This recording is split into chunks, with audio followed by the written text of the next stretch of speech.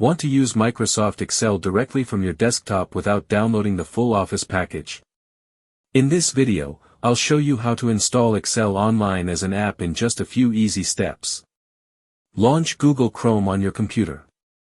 In the search bar, type Microsoft Excel and press Enter. From the search results, click on the official Microsoft Excel Online link. Once Excel Online opens, click on New Blank Workbook to start. Look at the top right corner of your Chrome window. Click on the three dots. In the drop-down menu, find and click on Cast, Share, and Save. Here, you'll see two options: Create Shortcut. Install as an app. Click on Install as an app. A pop-up window will appear. Click Install.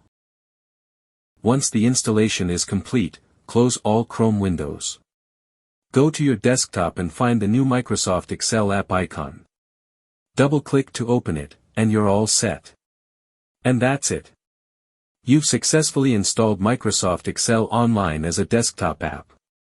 Now you can open Excel directly from your desktop anytime. If this video helped you, don't forget to like, share, and subscribe for more tech tutorials.